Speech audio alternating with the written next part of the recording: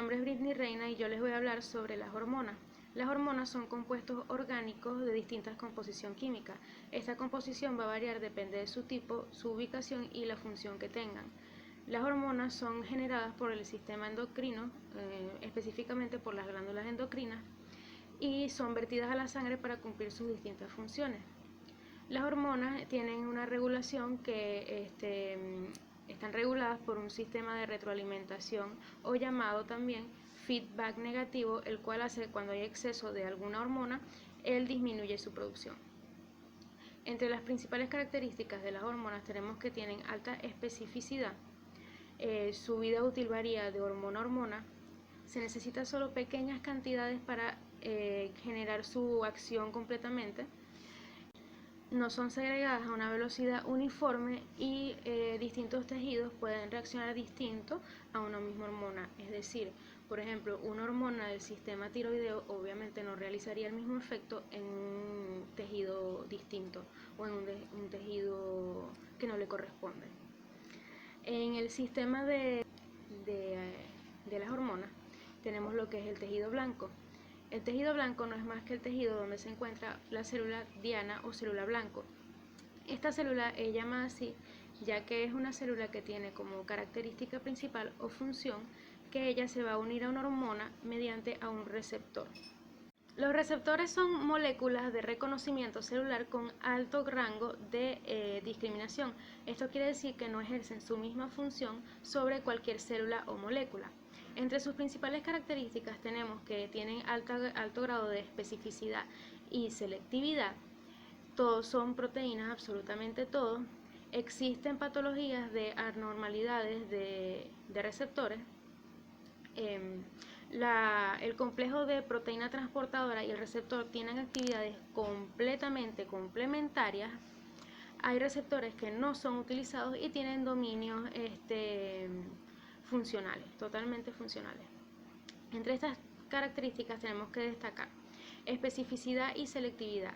En esta característica pasa que las hormonas se encuentran en menor cantidad en el espacio intracelular, mientras que unas moléculas similares o complementarias se encuentran en mayor cantidad. Se debe reconocer el exceso de estas moléculas o entre hormonas. La molécula señal se va a acoplar al sitio de unión del receptor complementario y se va a terminar el proceso. Hay señales que se terminan, pero hay señales que no se terminan debido a esta característica de alta especificidad y selectividad. En los dominios funcionales tenemos que en los dominios funcionales suceden procesos de reconocimiento, que es la unión al ligando, de aumento, que es la transducción de señal, y de la unión de hormona-receptor. Estos procesos van a realizar una acción o van a desencadenar una actividad biológica que es lo que va a definir al receptor como tal. También destaca la característica de la complementación entre el receptor y la proteína transportadora. Esto quiere decir que ellos dos por sí solos no funcionan individualmente, ya que la proteína transportadora y la hormona, esa unión es inactiva y la hormona por sí sola tampoco cumple ningún tipo de función. Esto hace que no se va a desencadenar ninguna acción biológica, por lo cual no tendríamos lo que define al receptor. En los receptores también existe un proceso llamado desensibilización o adaptación. Este proceso se realiza ya para que el receptor termine su función. En este proceso el activador o la activación del receptor va a generar un sistema o un proceso de retroalimentación que va a eliminar o desaparecer al receptor de la superficie celular. Los receptores se clasifican por su mecanismo de acción o por la ubicación en la que se encuentran. En su mecanismo de acción podemos encontrar que primeramente está el que está unido a la proteína G. En este tipo de receptor se va a encontrar dos procesos, uno de activación y uno de inactivación. En el de activación podemos encontrar que la GTPasa de la unión alfa realiza una activación hacia la proteína G y las enzimas efectoras van a hacer un proceso de entrada de GTP y salida de GDP.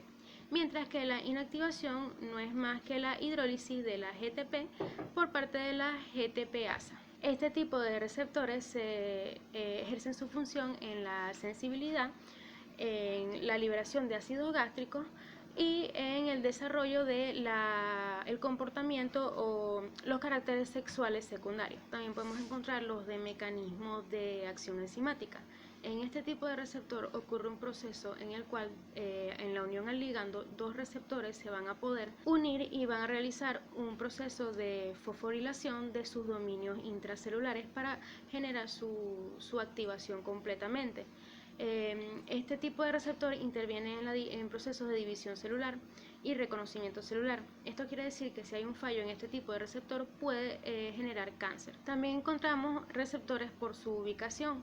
En los receptores por ubicación encontramos los de membrana e intracelulares. En los de membrana vamos a encontrar los canales iónicos, que estos van a realizar un mecanismo en el cual las compuertas se van a abrir y cerrar como respuesta a la unión a un ligando químico o cambios en las compuertas. También encontramos los de tirosina quinasa, en los cuales intervienen receptores que también son de membrana plasmática, que también son enzimas, y aquí lo que se va a hacer es iniciar el proceso de la generación de un segundo mensajero. En los intercelulares o intracelulares vamos a conseguir receptores que están dentro de la célula. En esto la hormona se va a difundir o las liposolubles van a difusir a través de la bicapa lipídica y se van a unir al receptor que ya está ahí internamente. Esto va a generar un nuevo ARN y va a influir mucho en lo que es la síntesis de proteínas.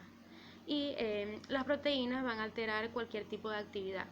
La principal comunicación celular va a ser la señalización celular, el cual es un proceso de vital importancia para la regulación y el funcionamiento hormonal, que va a constar de 6 pasos principalmente.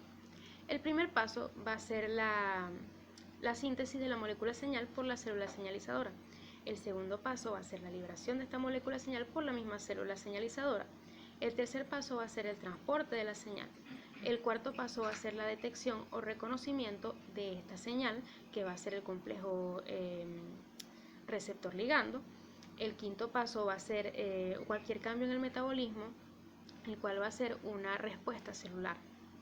Y el sexto paso, que finaliza el proceso y termina con la respuesta celular generalmente, es el final de toda señal. Tenemos dos tipos de señalización celular principalmente, la señalización endocrina y la señalización neuronal. La señalización endocrina va a actuar sobre el sistema endocrino, mientras que la señalización neuronal va a actuar sobre el sistema nervioso, principalmente la neurona.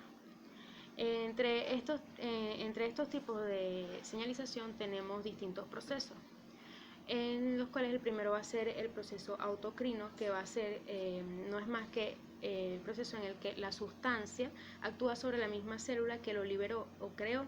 Como ejemplo tenemos el sistema inmunológico con la diversidad celular. El proceso paracrino, que no es más que la sustancia actúa sobre células cercanas, como la sinapsis, tenemos como ejemplo la sinapsis entre neuronas, y tenemos también el proceso endocrino, en el cual la sustancia va a ejercer su acción sobre células lejanas, como es por ejemplo la glucosa sobre las células B del páncreas y la insulina. Y tenemos como finalmente la neuronal. La neuronal va a ser la acción de una neurona sobre un receptor. En la comunicación celular vamos a tener señales que van a ser naturalmente químicas o físicas. En las químicas pueden ser hormonas, aminoácidos, proteínas, eicosanoides, entre otras sustancias químicas, o compuestos químicos, mientras que en la física va a ser la luz, las tensiones y otros factores externos físicos que puedan interferir en la señal. En el proceso muy importante de señalización celular encontramos un paso que no podemos ignorar, que va antes de la respuesta celular, el cual es la transducción de señal. y no es más que el proceso en el cual el receptor de membrana va a transformar una señal extracelular en una señal intracelular. Esto se va a dar a cabo por una cascada de reacciones enzimáticas, modificación de proteínas, y esto va a llevar a lo que es realmente la respuesta celular. Mi nombre es Jesse Pérez y a continuación hablaré sobre la clasificación de las hormonas según su naturaleza química. Hoy en día sabemos que virtualmente todos los órganos desempeñan una función endocrina, además de la comúnmente conocida. Se secretan hormonas que tienen fundamental importancia en otros tejidos o sistemas fisiológicos. Las hormonas pueden clasificarse de diferentes maneras, según su función, según su velocidad y el tipo de respuesta que producen, según el tipo de respuesta metabólica, pero también se pueden clasificar según su naturaleza química. Y según su naturaleza química las podemos clasificar en hormonas esteroideas y hormonas no esteroideas. Las hormonas esteroideas son aquellas que se sintetizan a partir del colesterol. Son liposolubles, esto significa que se disuelven en lípidos. Como la membrana plasmática está formada principalmente por fosfolípidos, pueden atravesar fácilmente dicha membrana en las células diana para llegar a sus receptores, que suelen encontrarse en el citoplasma. Las hormonas no esteroideas se sintetizan a partir de aminoácidos, no del colesterol. Se adhieren a un receptor en la membrana en la parte externa de la célula. El receptor tiene en su parte interna de la célula un sitio activo que inicia una cascada de reacciones que inducen a cambios en la célula.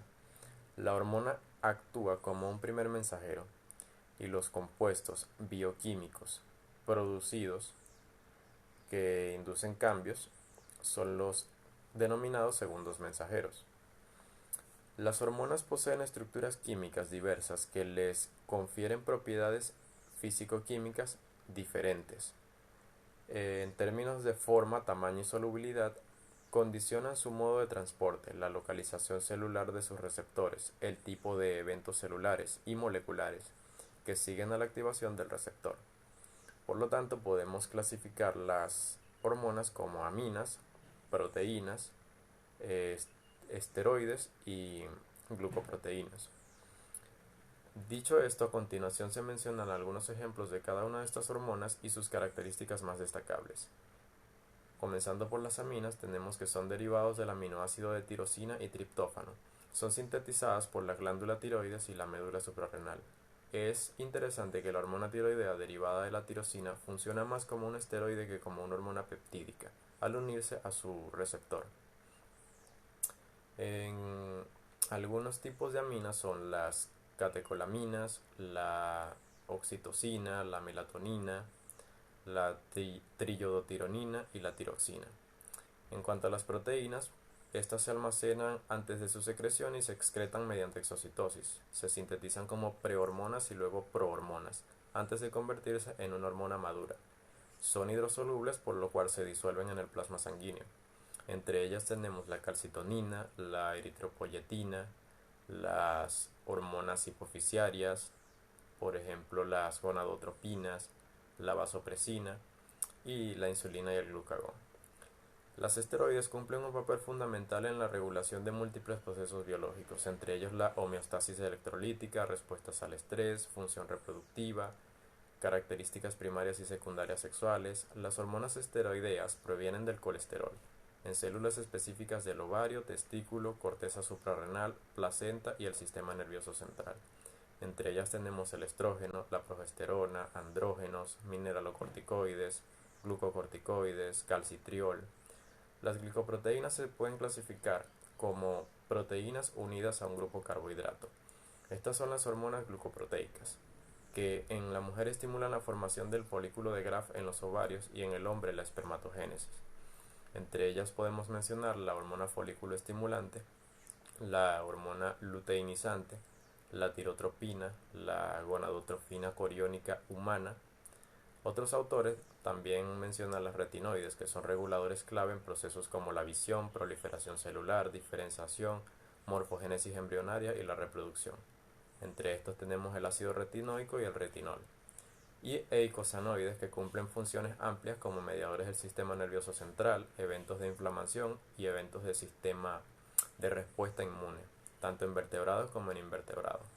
Entre estas tenemos las prostaglandinas, prostaciclinas, tromboxanos, lipoxinas y leucotrienos. A continuación hablaré de los mensajeros celulares. Estas son sustancias químicas que sirven para que las células se comuniquen entre sí, generando una respuesta de la célula receptora dando lugar a cambios en la función de esta última. Se pueden clasificar en hormonas que, como ya sabemos, una hormona es cualquier sustancia que liberada por una célula actúa sobre otra célula del mismo organismo. También se conocen como neurotransmisores. Aunque para algunos autores son hormonas con un funcionamiento muy concreto, en realidad son biomoléculas que transmiten información de una neurona a otra, consecutivamente, unidas mediante la sinapsis. Y finalmente las feromonas, que son mensajeros químicos producidos por un organismo que provoca respuesta en otro individuo, en lugar del individuo que las produce. Quedaría por tanto fuera de la categoría de hormonas. En lo que respecta al primer mensajero, un primer mensajero es una hormona que actúa en la célula diana en su receptor específico. En ocasiones esta unión es la que realiza la función. Otras veces el primer mensajero, al actuar, induce la formación de otro mensajero intercelular, el segundo mensajero. Este sistema permite diversos efectos. Una hormona puede actuar sobre distintos tipos de células con distintas funciones, siendo esta una forma de diversificación. Una hormona con un receptor puede formar distintos tipos de segundos mensajeros, con lo que tenemos otra manera de diversificar la acción de las hormonas. Pero no se forma una única molécula de segundo mensajero, sino que se forman muchas, con lo que las hormonas amplifican el efecto. Además, cada segundo mensajero puede actuar sobre distintas enzimas, siendo otra manera de multiplicar el efecto. Algunos ejemplos de mensajeros primarios pueden ser las hormonas, las citoquinas, los derivados de vitaminas como el retinol y el calcitriol, los factores de crecimiento, los neurotransmisores, neurohormonas, prostaglandinas, el óxido nítrico. En cuanto a los segundos mensajeros, podemos explicarlo como que un mensajero activa una molécula que está unida a un receptor. Esta molécula transforma la información en una señal intracelular, es decir, es un transductor. Habitualmente este transductor es una proteína G. Cuando el transductor forma el segundo mensajero, está formando muchos y amplificando mucho la señal. Así, el segundo mensajero es un amplificador de la señal. Este actúa sobre moléculas intracelulares que son las encargadas de realizar la función. Normalmente esta función es de fosforilación o desfosforilación de moléculas. Algunos ejemplos de mensajeros secundarios son enzimas efectoras como lo son el calcio, el AMP cíclico, el GMP cíclico, la fosfatidilnositol y neurotransmisores como la acetilcolina, el GABA, catecolamidas, glutamato y la glicina. Las hormonas eucosanoides son una familia de moléculas señalizadoras que actúan como mensajeros de corto alcance y que afectan a tejidos cercanos a las células que los producen. Son mediadores del sistema nervioso central, respuesta de inflamación, respuesta inmune, entre otras funciones. Su síntesis empieza cuando el tejido es expuesto a un estímulo fisiológico o patológico, con la liberación de fosfolípidos de la membrana celular. El fosfolípido es rápidamente metabolizado a ácido araquidónico por acción de la fosfolipasa A2 y posteriormente es oxigenado por dos tipos de enzimas, la ciclooxigenasa y la lipooxigenasa. Entre los tipos, como ya mencionamos, tenemos las prostaglandinas que producen estimulación de contracciones uterinas y disminuyen la presión sanguínea. También tenemos los leucotrienos que son producidos por los leucocitos y su principal función es la de participar como mediadores en la inflamación. Están involucrados en alergias y asma, entre otras enfermedades inflamatorias. Y tenemos los tromboxanos. Estos derivados del ácido araquidónico tienen como principal función biológica participar en la hemostasia, es decir, en los procesos de coagulación y agregación plaquetaria. Gracias por su atención. Luis Rodríguez, número de cédula 26071-255. En esta ocasión vengo a hablarles sobre el mecanismo de acción celular, la clasificación de hormonas según su tipo de acción y el mecanismo de acción del AMPC. Mecanismo de acción celular. ¿Qué es el mecanismo de acción celular? Bueno, las hormonas son producidas por una cantidad de células endocrinas. Estas hormonas que son producidas por las células endocrinas circulan en el torrente sanguíneo con la idea de llegar a un blanco. Se preguntarán qué es el blanco, o sea, las células diana. Estas células es como un juego de dardos. Las hormonas son lanzadas por el sistema endocrino. El sistema endocrino zumba la hormona. ¿Con qué idea? Con que ésta haga una reacción con una hormona receptora, con un órgano receptor, y ésta compagine directamente con esa hormona. De esta manera, el dardo encaja exactamente en el sitio de la hormona, en el sitio de la célula diana. Y este ejerce su función básica. Clasificación de las hormonas según su acción de mecanismo o según su mecanismo de acción. Las hormonas se clasifican de dos maneras.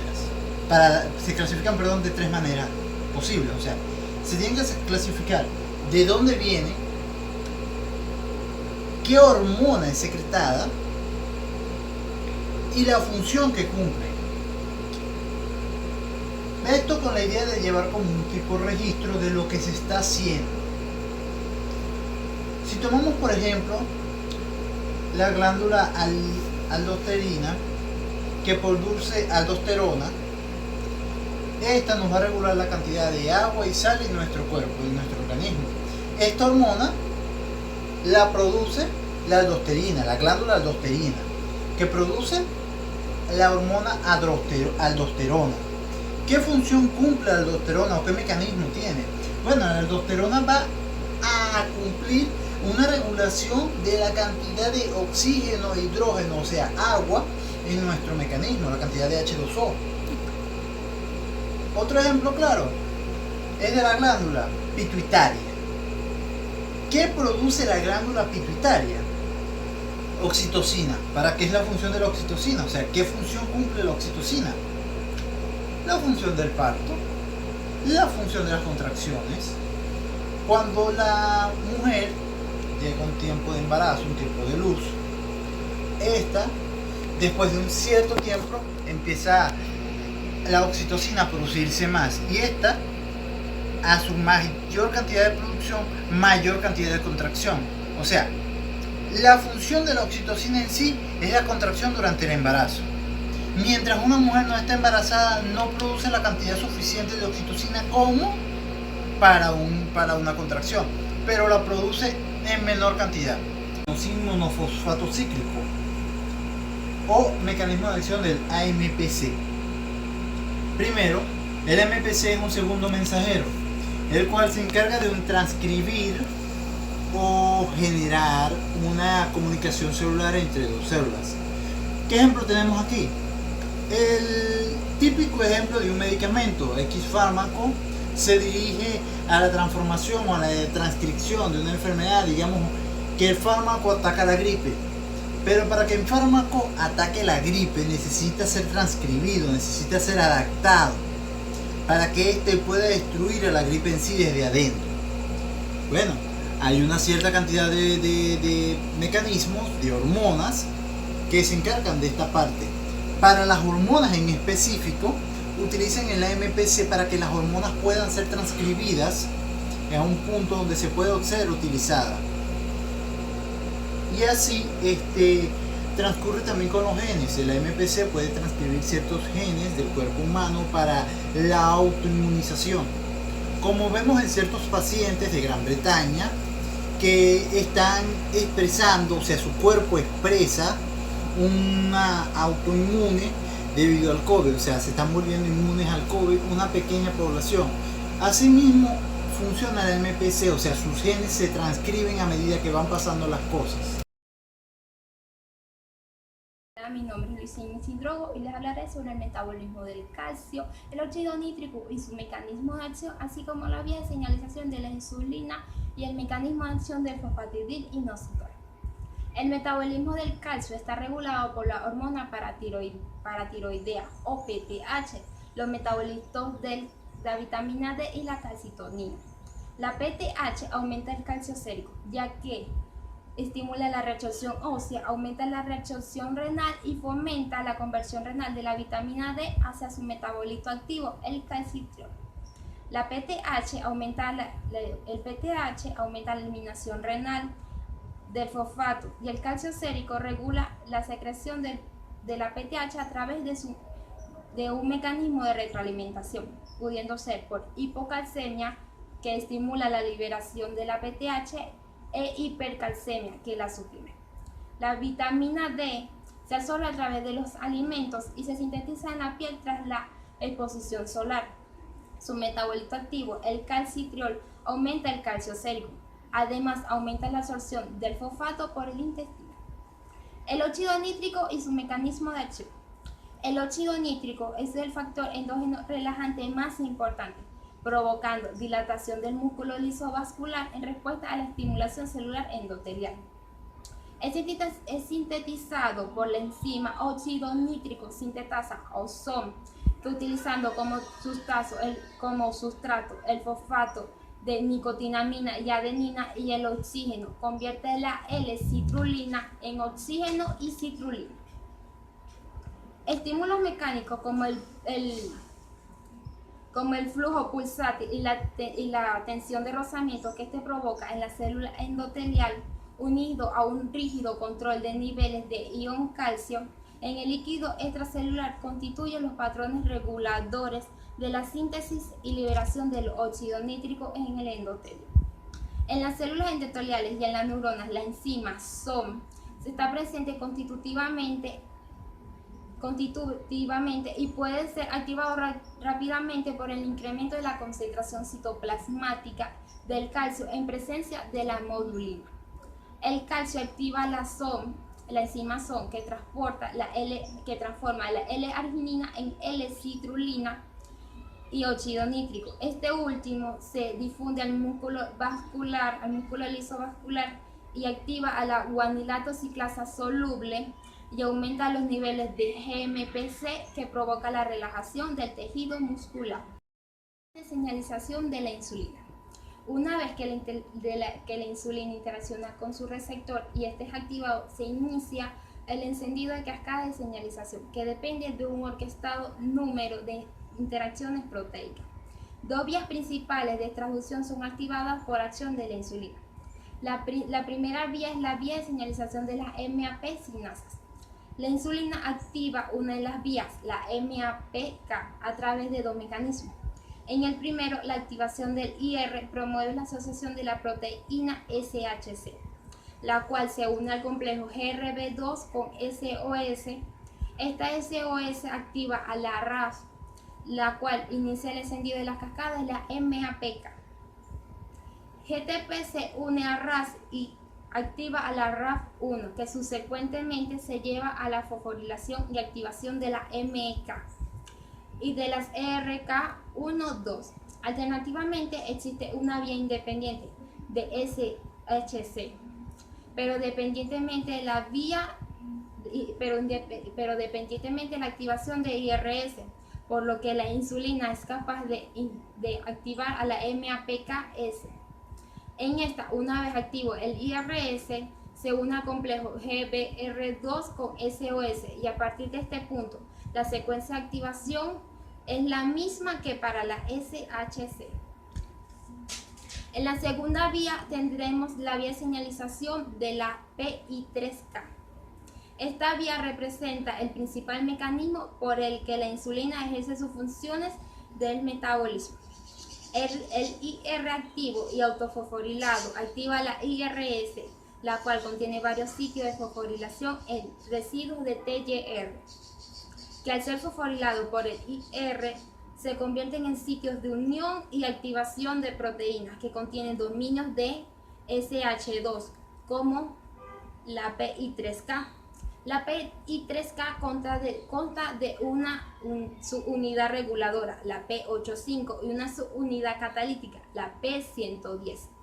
La interacción entre P85 e IRS1 da por resultado la interacción de P110. Y a consecuencia de ello, P110 tiene acceso a un sustrato P145P2, el cual es fosforilado por la tercera posición del inositol, generando PI345P2, P3, que sirve como sitio de unión para sinasas, de ser como PDK1 y pero dependientemente de la activación de IRS, por lo que la insulina es capaz de activar a la MAPKS.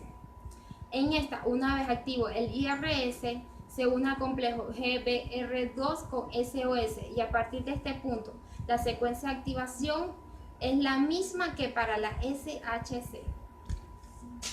En la segunda vía tendremos la vía de señalización de la PI3K.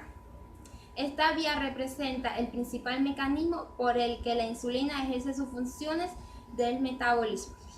El IR activo y autofosforilado activa la IRS, la cual contiene varios sitios de fosforilación en residuos de TYR, que al ser fosforilado por el IR se convierten en sitios de unión y activación de proteínas que contienen dominios de SH2, como la PI3K.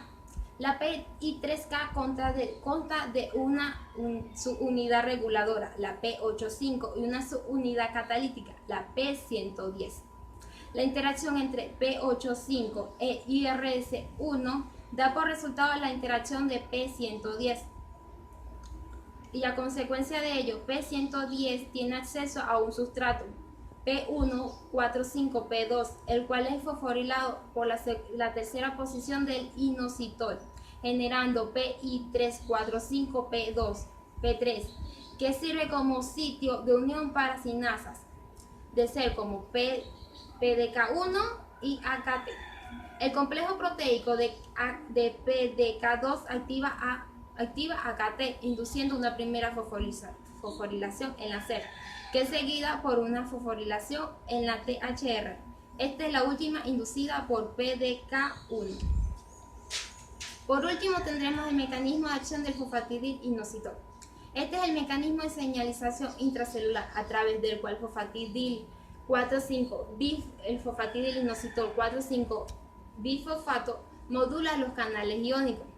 Los receptores metabotróficos acoplados a proteína G activan a la enzima fosfolipasa C a través de una subunidad alfa, y esta se encarga de hidrolizar al fosfatidil inositol 4,5 bifosfato, generando los segundos mensajeros, la DAG e IP3, lo cual produce una disminución de la conductancia de los canales iónicos. Este fosfoinosítido es formado por el proceso de fosforilación a través de la quinasa lipídica. Gracias.